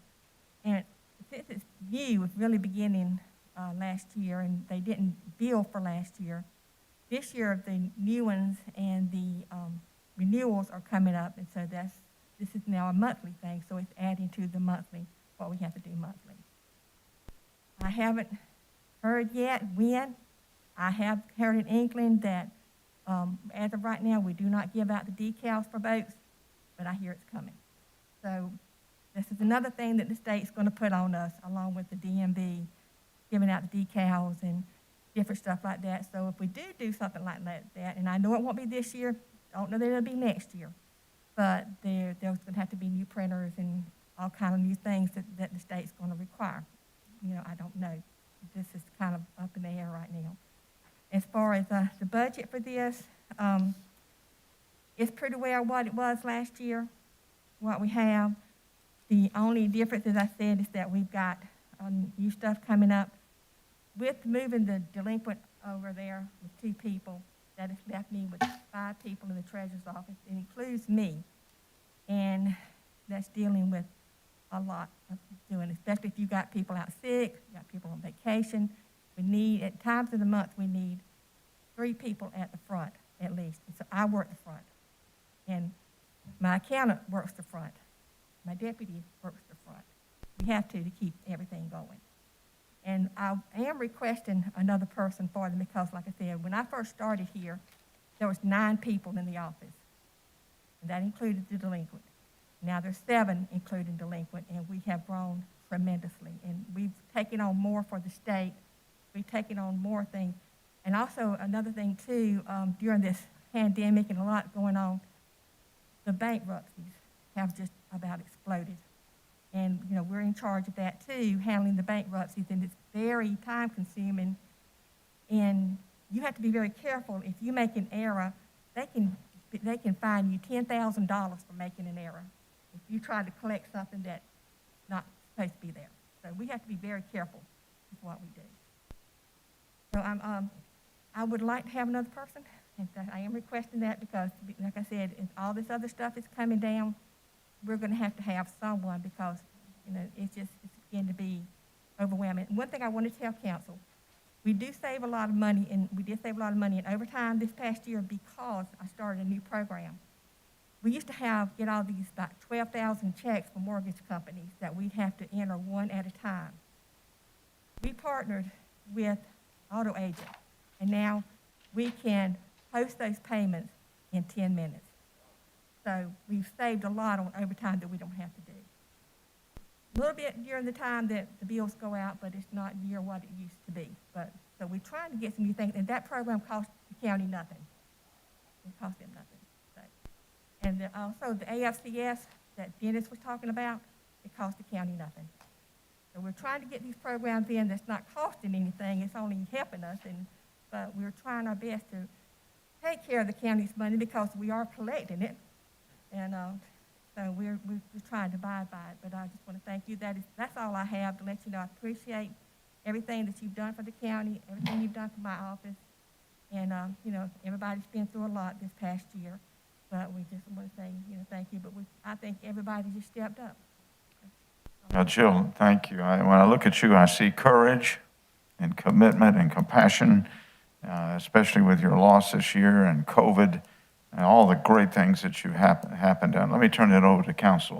Mr. Jones? Very quickly, Jill, I really appreciate your relationship with the county administrator. That is vital to good public service in Kershaw County. And I don't believe every county in the state has that kind of relationship between their treasurer and their county administrator that we have. But I commend both of y'all for that because that is so important. Thank you. Others? Ms. Cato, thank you for what you do, and thank you for being so conservative in the way that you do it. I heard that loud and clear, and I know the citizens appreciate that, and I appreciate it. I will say it's interesting. I hadn't heard that we may be giving out boat decals, but I think that makes a lot of sense for the state of South Carolina. You got people all over state driving to Columbia to get boat decals, and that's kind of a headache. So if that comes to pass and you need something to support that, we'll be here for you then. I do think that makes sense as a whole. And again, no, you did have a tough year and suffered a loss. God bless you, and thank you for what you do for the citizens here of the county. Yes, thank you, Ms. Cato. I know every time I come into your office, your staff is always willing and ready to serve, and they're always, helpful and just have a great attitude. So thanks for how you lead your team, and thank you for how you make Kershaw County a better place. So appreciate it. Jill, can I ask about the new position you're asking for? Is that related to another state unfunded mandate where we're being required to do more stuff and not being provided the money to do it? It hasn't been mandated yet, but that's just when they first started this, they were saying that the DNR, they were just like the DMV. For years, they gave out the decals, and it just got to where they said it was just, they wanted to hand it over to the county to do, so we give out the decals for the vehicles. Yeah. This thing just started, so there's a lot more to work out. So like I said, I know it won't be this year, and it may not be next year, but I do know it's coming. All right. But then, and when, I have no idea. And then I have a general question that I should have asked when Mr. Arledge was up. Are we up on a 5-year cycle for the assessor again? When does that begin? This year. And so we'll see the results in 22, not in 21. He'll start now. We'll see the results this year. By December or something? Yes, sir. Oh, yes, sir. Yeah, Okay. those notices will be mailed out this summer. Okay. Yeah, we did a great job last time after a 15-year lapse, and I just don't want the people of our county to be surprised by that. And I think we learned how quickly we get people's attention when they see that the value of property goes up or down. So we'll need to have a public relations campaign on that. And that's not in your department, Jill, but it does affect how we interface because we do this on behalf of the state government. Everybody blames everybody up here for that, but we're doing what the state government requires us to do. Thank you very much, Jill. Appreciate it. Vic? Members of council, next I would ask Janet Hasty, our clerk of court, to come up.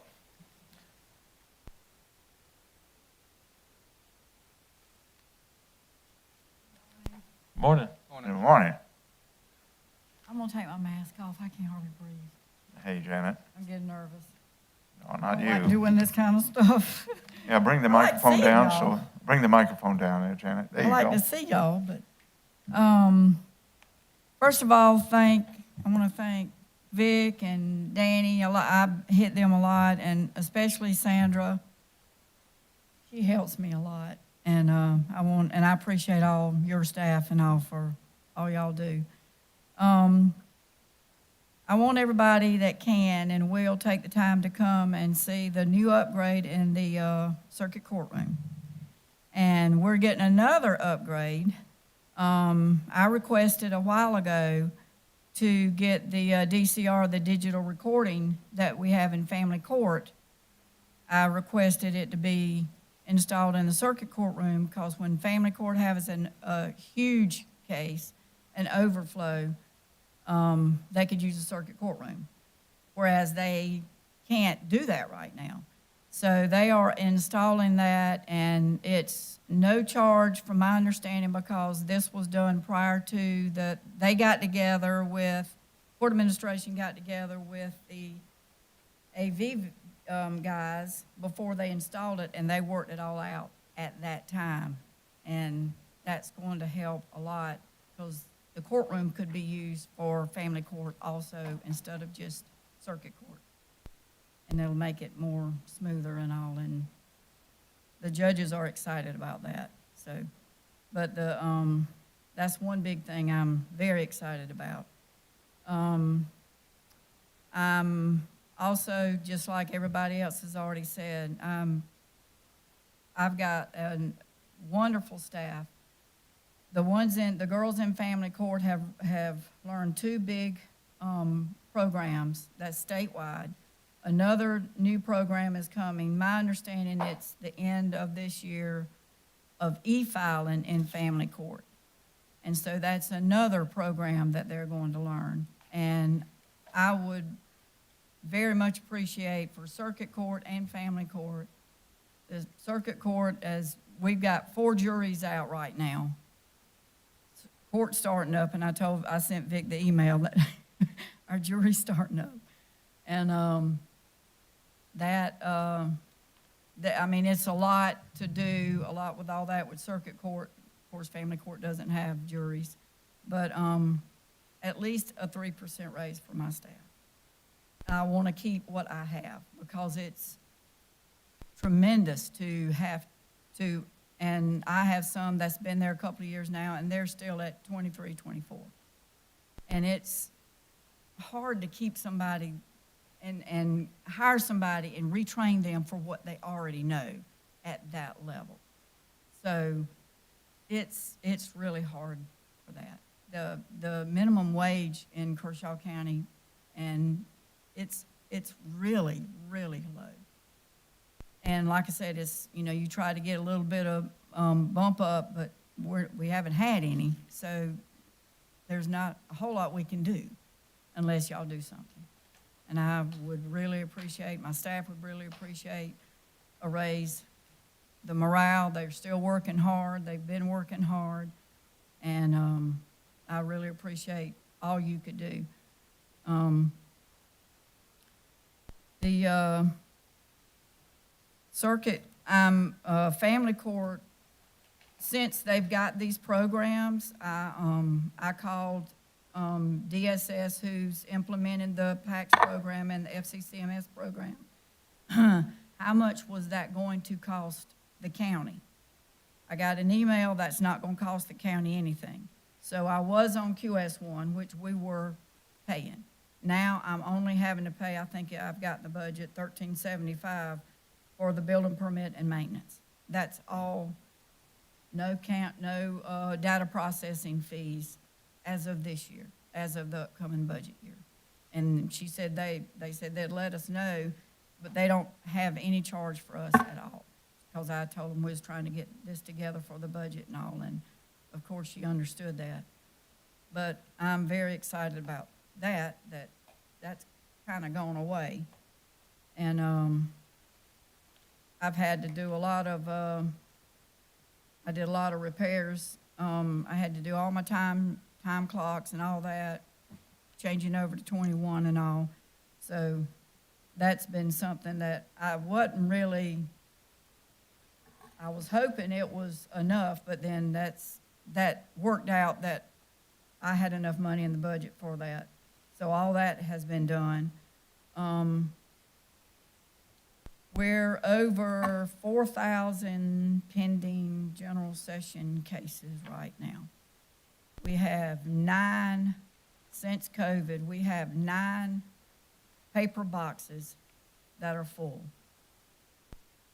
And I've talked with the circuit judges, with the admin judges, and they are talking with the solicitor's office. They've had meetings and all. They have made them they've got to have at least 6 trials. They have to have backups. And then that is making the pleas take place and no jury. So the last couple of times, I've had the jury out, but I have the call-in system. So they can call in and they haven't had to appear. So we have 4 juries out now. Some of those are common pleas, but the call-in system saves a lot of money because we're requesting now that the common pleas circuit judges, we have motions, we have the hearings and all, online WebEx. She gets with the roster and all that on the Friday before court that Monday. She settles, or he settles, a lot of the cases, and sometimes the jury doesn't even have to come in at all on the common pleas court. So that's helped tremendously. And the next thing is the move of family court. I don't know where, and I had talked with Vic about that when we had our budget meeting. I don't think we know, are we any closer, or do we know anything about it, or? Not on it. What's the answer on that, Vic? Where's it moving and what? We don't have a specific date yet, no, sir. Okay, but it is anticipated, Oh, yeah, it's still anticipated in this next, year. Yes. is it funded already? It's funded, it's just a matter of getting the construction work done for. Okay, for so areas. we, it's- the county, have already done our part in terms Correct. of this body, in terms of allocating the money, okay? But what I've decided to do is when voters registration moves out, I'm going to clear the vault and put all of the records that are in the vault in voters registration and bring my staff from family court up to the vault. We were all up there before, years ago. And it will work out well. There will be no cinder block. You won't have to cut a door. You won't have to do anything. Just rearrange the lobby just a little bit. There's a door already there for PTI and I've already let them know that they could move down to part of the family court office where it is now, use part of that room, their IT and all that. We've all got together about that. They can hook them up down there and use the other part of the family court office that they're in right now as, because when we have, sometime, I think we're still going to do virtual, and I wanted to set up a room or a computer, a couple of computers that the public could use to come in that do not have access. And that's what we've had a problem with, because our staff, including myself, we've had to go with defendants in the grand jury room and sit with them and answer questions. I'm like, we can't do this, but I would give them access to a computer because they didn't have any other means to do that. So I don't know, it looks like we're still going to do WebEx a lot. For the state, we do WebEx instead of Zoom. The family court uses Zoom, and the state, the circuit uses WebEx. And that's no charge to the county at all for Okay, the WebEx. good. And so what are your budget requests for this year then? On what part? Your budget, just what is your budget request? Yeah, we want to focus on the numbers here. The big thing is the moving, with that, but I think y'all have already, Already covered that. yes. It's a lot, it's basically the same thing as it was last year, other than a 3% raise on, family court. And like I said, okay, I do have to pay for the Zoom room. That's split between the whole county, or I think the courthouse. Okay, and we'll pick up on that. Can we address some of the issues now, Janet? Yes, All right, gentlemen, please. Mr. Jones, thanks for that comment. Well, yeah, so basically what you're asking for is you want to see your employees get a raise this year. Of course, everything else is pretty much the same as it was last year. Janet, thank you for a good job. Appreciate what you're doing. Yeah, especially during COVID, huh? Yes. Others? Correct. Other comments? Ma'am, when you said that you had some employees that were still at 23 and 24, what is that specifically? Is that their salary per year? So you've got employees making 23,000 per year? Is that correct? it's maybe 23 or 24, yes, sir, and they've been here a couple of years. Yes, ma'am, I could see the concern. So Yes. I yes. just wanted to clarify that. Thank I you mean, so it much. kind of scares me because they're so, I mean, they could go to another county. Some of them live right on the borderline of Lancaster County and Richland County, because all of us are on the same system, and they could walk in probably making $10,000 more. Yes, ma'am. I mean, What- it's, What do they do for you in your department specifically? this is family court. Okay. It's the, well, they all know, interact just basically with the whole program. It's family court case management. Circuit court is on case management or circuit court. Now family court is FCCMS, which is Family Court Case Management System. Okay, And so they then just, they're on PACS. they just help run that program. They help run that and we're under very tight federal guidelines.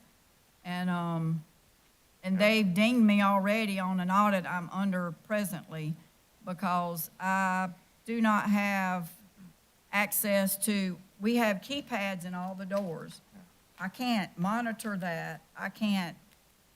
I mean, there's no way to monitor that on everybody that comes in and all like they do at the back door with this. Yeah. And I just emailed them back to let them know the sheriff's department, they monitor that back door. But as far as everything else, it's all just keypads. Yeah. It's not this. Yeah. Got it. Thank you so much. Okay. Yeah. Thank you, David. Is our pay scale, Vic, is that a HR thing that we set, or do each of these elected officials have ability to say, I want to pay my entry-level people X? No, county pay scales are set and approved by the council. Okay. Right here. Yeah, I think to that point, David, I think one of our objectives was to look at a pay rise this year. Right. And I don't know where you are in that, Vic, but I think we'll see that on second reading, right? Yes, sir. Okay, so we're going to address a pay rise at the second reading, I think, when that comes up. Thank you Thank you, very, Janet. Yeah.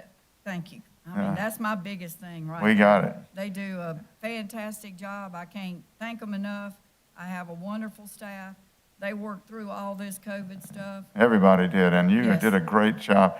Janet, we have, two of us have to leave at noon, and we've got about 12 minutes. Now, I wouldn't want to save a moment for the probate, but I think your message was clearly delivered, Janet. And congratulations on a tough year that you did very well, Thank you. keeping those judges happy. That's my, There you go. definitely. Thank you you, so ma'am. much, Janet. And speaking of a happy judge, Judge Branham. Yeah. Yeah, here is the judge. Here comes the judge. Yes. Good morning. Good morning. It's Morning, so great Judge. to see everyone in person, and I'm here to answer any questions you may have about my budget request. But while I've got your attention, We can talk I'd like- about your grandbaby later. right? Yeah, that August you'll get the text messages on that. But while I've got your attention, I just want to give you some numbers about what's been going on in probate court. Last year, we opened up 558 estates, which is incredible considering we were in our office doing everything by mail, by telephone, and the use of technology. It did take us twice, sometimes 3 times longer to do the work that way, but my staff was still able to open up even more estates last year than we did the year before. That's a reflection of the great staff I have who was dedicated to serve the public even during the pandemic. Last year's numbers were consistent with the previous years in marriage licenses and guardianships and conservatorships. Involuntary commitments continue to increase just as the previous year. It keeps going up each year. And which was a surprise. I was bracing for more than what we had. Having said that, our current trend this year is alarming and is something that I'm monitoring weekly. By the way, May is Mental Health Awareness Month, and I challenge all of you to educate yourself about mental illness, to be aware of how it affects individuals, our families in our community, our society, and our community as a whole. The sheriff could probably stand here with me and give some testimony as to how it affects our community. This year, my requests were minimal. I took in consideration the aftermath of the pandemic, the unknown effects to our economy, but I do want you to, I want to echo what Janet and others that have been before me say. I really want you to work on restructuring our pay scale. I too have individuals that have hired and are still making $22,000, a year. When you they contribute their portion that is mandated by the state to the retirement center. They can hardly afford to put their child in daycare. So it's something that we need to work on. But not only that, it makes it tough on department leaders like myself that need to attract and maintain highly professional, educated individuals that represent their department well and does a good job for the county. So in the courthouse realm of things, I would love to see us being able to attract paralegals, people that have worked in law firms that have a legal mind, and we can't do it on the pay scale that we currently have. So going to my request, the 2 things that I've asked for this year is an increase in my contracted services. I am looking to enter into a contract with my data management company to be able to offer my data, my public files via internet. This would also, with it being web-based, will also get us in line to, in the next 2 years, go to e-filing. This also helps IT from what my conversations with them. They will not have to manage my data on their end. It will all be with the contracted company, and it's just an additional, I'm saying it just an additional, it's additional $4,500 a year for that. Also, I'm asking for $5,000 this year. I would have asked for more, but again, I'm being conservative, not knowing what this year looks like. But I have to maintain my records forever. So I never get to purge any documents that are filed in my office. We have estates dating in the 1700s. Most of those copies are on microfilm, and now my microfilm cards are deteriorating. And so I'd like to start digitizing the microfilm cards and getting them safely stored on the web. So do I have any questions? You have any? If I could, right quickly. One thing I want to say, echo with Janet and you, Judge. One, thank you so much for all you do. You've done a great job since you've been elected and been working with us. One thing I know this man right here does with his private business is he takes care of his current staff first before he expands. I'm talking about you, Russell.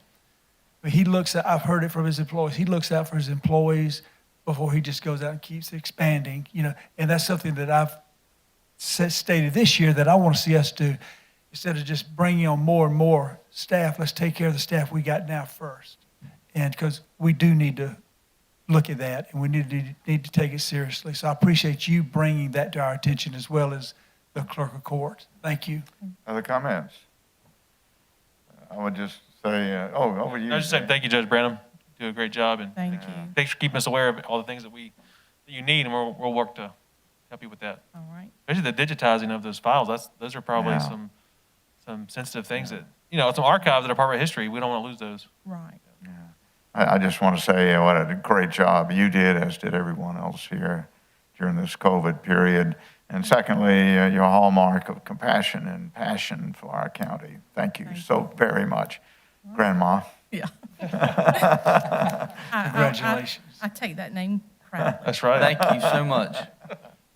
Mr. Chairman, members of council, that's all we have presenting today. We'll be back together next Tuesday morning to start getting into the county's budget. And that would be what, Tuesday at 10 o'clock, right? Tuesday at 10 o'clock. Yes, sir. Right, and this is our last meeting probably where masks are required. At this point, that's correct. You happy, everybody? You want to remind people about the prayer day at the courthouse? The National Day of Prayer follows here in very few minutes 5 across minutes. the street, right? Yep. And last thing, I think North Central High School groundbreaking is at 1 o'clock on Monday afternoon, in memory of a tornado we had a couple of years ago. Let's go.